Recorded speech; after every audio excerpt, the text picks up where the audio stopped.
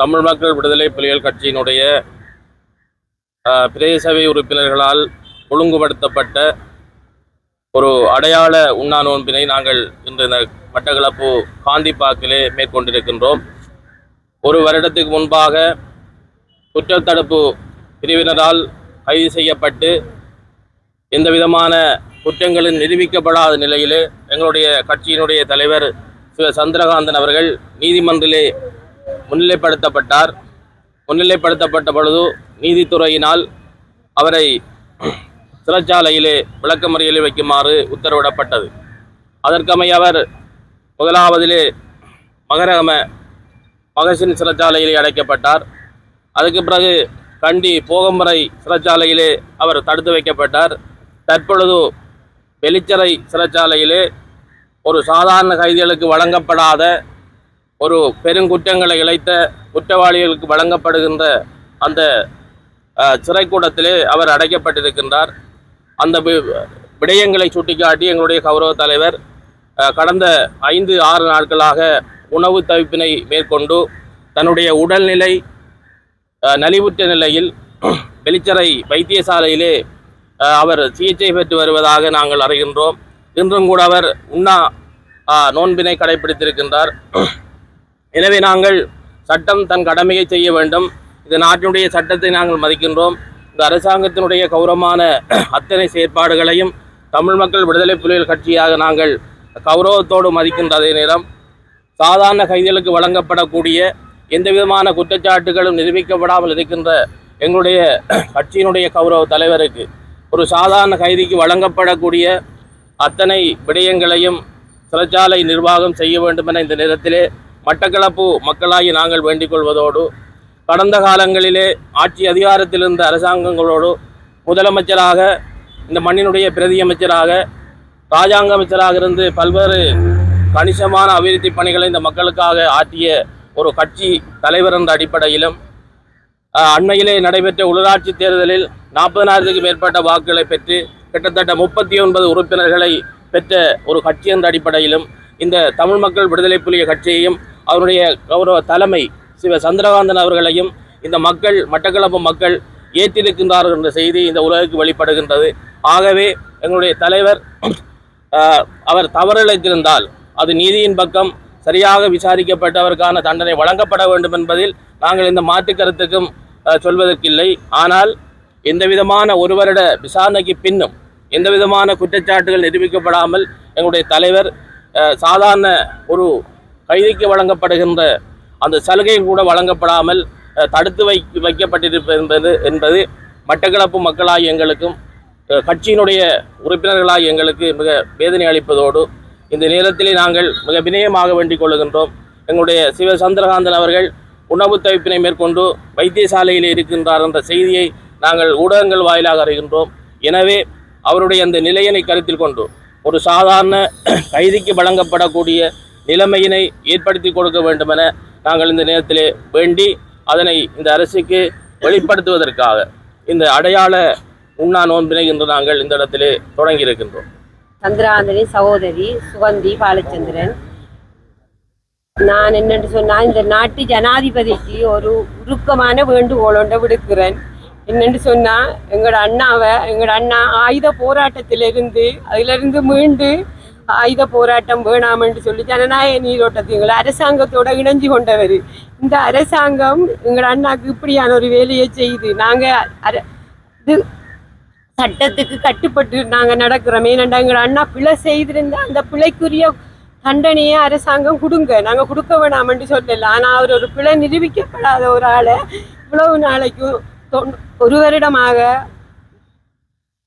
சிஐடியில் வச்சு விசாரித்து அது முடிஞ்சு நாங்கள் போய் பார்த்து எவ்வளோ வேதனையோடு வந்து நாங்கள் அந்த வேதனையிலிருந்து மீண்டு வாரத்துக்கு இடையில திரும்பவும் அவங்க 1 வருஷம் முடிஞ்சாண்டு ஜெயிலுக்கு மாற்றி, அதுவும் ஜெயிலில் அவருக்கு கொடுக்க இயலாத ஒரு இடமான குற்றம் செய்ய ஏதோ பெரிய பாதாள அந்த குற்றம் செய்த ஆக்கள் ஒரு ஜெயிலில் கொண்டு போட்டு அவர் சரியான மன உளைச்சலுக்கு ஆளாகி அவர் இப்போ 6 நாளாக உணவில்லாமல் உயிருக்கு போராடி கொண்டிருக்கிறார். நான் ஜனாதிபதிட்ட தயவு செய்து கேட்டுக்கொள்கிறேன், என்னென்னா எங்களை அண்ணாவை எல்லாருக்கும் கொடுக்குற மாதிரி ஒரு ஜெயில கொடுத்து அவரை விசாரிச்சு அவரை சட்டத்துக்கு முன் கொண்டு வந்து அவர் ஒரு நிரபராதி என்று நீங்க தீர்ப்பளிச்சு எங்க அண்ணாவை விடுதலை செய்ய சொல்லித்தான் நான் கேட்கிறேன்.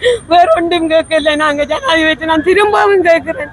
எங்களோட அண்ணா மக்களுக்காக சேவை செய்ய வந்தவர், மக்கள் பிரதிநிதி. அவரை கொண்டு இப்படி ஒரு சூழ்நிலையில நீங்க வச்சிருக்கிறது எங்களால் ஏற்றுக்கொள்ள முடியாம இருக்குது. அதனால நான் திரும்ப என்னால கதைக்கல. நான் திரும்பவும் நான் பெஞ்சு கேட்கிறேன், ஜனாதிபதிக்கு ஒரு முடிவெடுங்க. நீங்க எங்களோட அண்ணா ஒரு நல்ல ஒரு சிறைச்சாலைக்கு மாற்றி நீங்க உங்களோட வழக்கை தொடர்ந்து நாங்கள் சட்டத்தின் முன் கொண்டு வந்து அவரை நல்ல ஒரு தீர்ப்பளித்து அவரை விடுதலை செய்யணும் என்று நான் விடயமாக கேட்டுக்கொள்கிறேன். நன்றி. சபையின் உறுப்பினர், நான் வேண்டிக் கொள்வது என்னவென்றால், நாங்கள் அனைவரும் இன்று உள்ளூராட்சி மன்ற சபை சார்பாக தமிழ் மக்கள் விடுதலை புலிகள் கட்சியின் சார்பாக இந்த உண்ணா நோம்பினை நோக்குவதற்கான காரணம், சந்திரகாந்தன் அவர்கள் பிழை செய்தாரோ பிழை செய்யவில்லையோ அது எங்களுக்கு தெரியாது. குற்றம் நிரூபிக்கப்படாமல் அவர் 1 வருட காலமாக தடுப்பு காவலில் வைக்கப்பட்டிருந்தார். தற்போது சிறை கைதியாக மாறி மாறி ஒவ்வொரு சிறைக்கும் மாற்றி செல்லும் போது அவர் மன உளைச்சலுக்கு உள்ளாகுவது மட்டுமின்றி தனக்கு தேவையான அடிப்படை சகல வசதிகளும் சிறப்பாக கிடைக்கவில்லை என்பது ஊடகங்கள் வாயிலாக எங்களுக்கு கேள்வியுற்ற நிலையில் நாங்கள் இந்த உண்ணா நோம்பினை நோக்கின்றோம். கைதிகள் யாவருமே அவர்கள் தண்டனைக்குரியவர்கள் என்று சொல்ல வரவில்லை. குற்றம் இழைக்கப்பட்டிருந்தால் அவர்களுக்குரிய தண்டனை வழங்கப்படத்தான் வேண்டும். அதை நாங்கள் சட்டத்தை மதிக்கின்றோம்.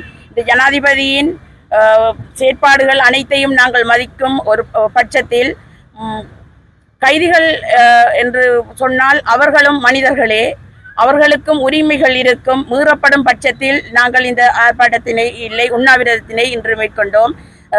சந்திரகாந்தனுக்கு அவர் இங்கு கிழக்கு மாகாணத்தில் முதலமைச்சராக இருந்தவர், பிரதி அமைச்சராக இருந்தவர்.